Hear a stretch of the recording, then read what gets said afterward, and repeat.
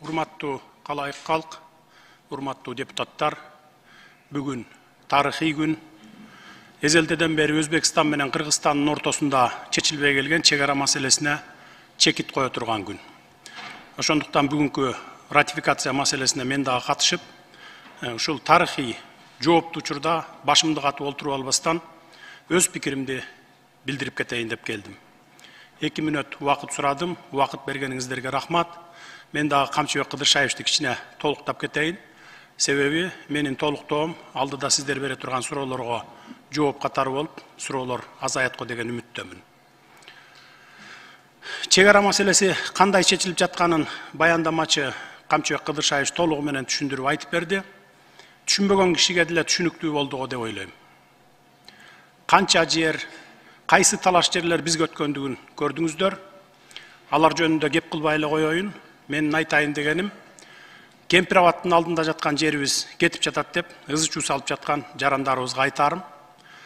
Азыр Камчыбек Кыдыршаевдин баяндоосунан кийин суу астында жаткан 4127 гектар жер 1965 жылы эле Өзбекстан менен алмашып кеткенине күбө болдуңуздар. Ошого карабастан ызы чуу чыгарып, кокус Кемпир абад кургап кетсе, суу астында жаткан жер өзгөндө калсын деп кыйкырып жатасыздар. Биринчиден, суу кургабайт, дагы кылымдар бою суу агат. Адам атадан бери адам баласынын жашоосу уланып келе жатат, кыямат кайымга чейин улана берет. Суу кургап кетсе, суусуз жашоо жок. Адам баласынын жашоосу да токтойт.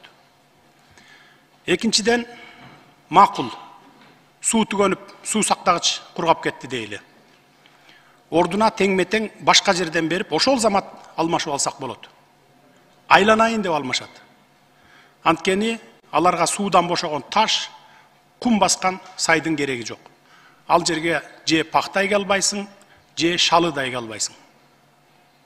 Үчүнчүдөн, кыйкыргычтар айтат, бүгүнкү келишимге киргизип, Өзбекстанга башка участоктон жер берип, суунун алдында жаткан жерди алып бергиле дешет.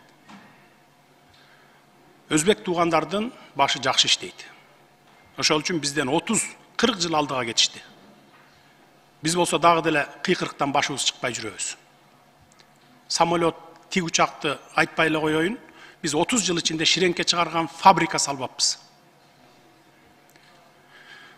Бүгүн ушундай алмашуу кылалы, силерге чек аралаш жерден 4000 гектар айдоо жерди берели, суу кургап кетсе, суунун алдында жаткан жер өзгөнгө калсын десек, айланайын деп макул болушат. Анткени суу 100 жыл, 200 жыл керек болсо дагы бир нече кылымдар бою жатарын билишет алар. Ага чейин бул жерди колдоно берели деп дароо макул болушат. Ошол үчүн шашпай тургула, урматтуу өзгөндүк туугандар. Ошол суу астында жаткан жер керек болсо 1 жылдан кийинби жерди, 10 жылдан кийинби же 100 жылдан кийинби алмашып алабыз. Ага чейин өзүбүз иштетип туралы. Азыр бүгүнкү келишим менен бекитип, чек араларыбызга чекитти коюп алалы. Бир эле өзгөн менен маселе чечилип жаткан жок. Бүтүндөй Кыргызстан боюнча 1,5 миң километрге жакын чек ара маселеси чечилип, чекит коюлуп атат. Ал эми, урматтуу депутаттар, сиздерге кайрыларым, ушундай мамлекеттин тагдырын чечүүчү маселеге келгенде жоопкерчиликтүү мамиле кылсаңыздар. Албетте, баарыңарды айткандан алысмын, бирок бирин-экин депутаттар добуш бербейм, өкмөт менин суранычымды аткарбай жатат, суранган кадрларымды кызматка албай жатат деген сөздөрдү айтып жаткандар бар. Эгер мен же министрлер кабинети жеке маселебиз менен келсек, мейли колдобой эле койгула. Бул маселе мамлекеттин түбөлүк бүтүндүгү, коопсуздук үчүн кабыл алынып жаткан мамлекеттик маселе. Бул маселеге жеке таарыныч менен мамиле кылган туура эмес, урматтуу депутаттар. Бул маселеге башыңды оорутпай, кийинкиге жылдырып салбайсыңбы деген дагы коллегаңыздар болду. Жок, андай болбойт. Бүгүн чечпесек, кийин мындай ийгиликтүү келишимге жетиш биз үчүн өтө оорго турат. Мындай ийгиликтүү жеңишке жете албай калышыбыз мүмкүн. Күндөн күнгө, жылдан жылга кошуна элдердин саны өсүп жатат. Муну баарыңыздар көрүп турасыздар. Жерлер тарып баратат. Кийин чечебиз деп калтырып койсок, ошол мезгилде 19 000 гектар жер эмес, 1 сотық жер үчүн кан төгүлөт. Буга чейин деле канча аскерлерибиз, жөнөкөй жарандарыбыз чек ара чырынан өлүп кетишти. Мына 30 жыл ичинде өзүңүздөр билесиздер.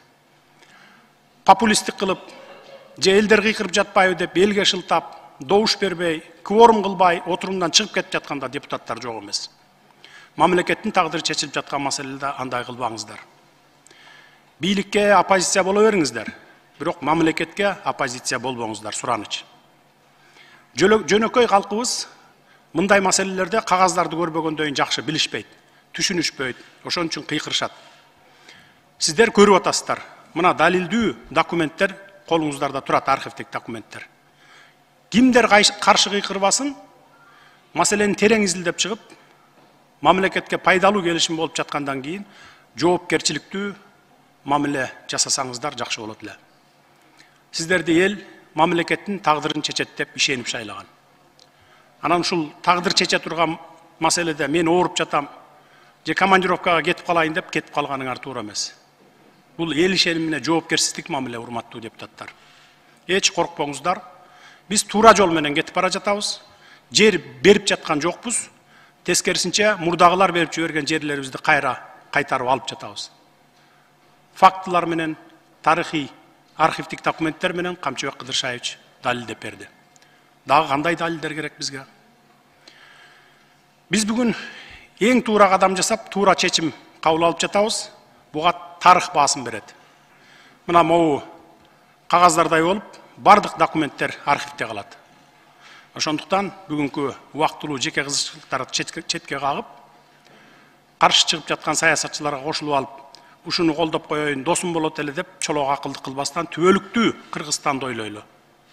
Ошол үчүн бул маселеге жоопкерчиликтүү мамиле менен добуш беришиңиздерди суранам, урматтуу депутаттар. Рахмат.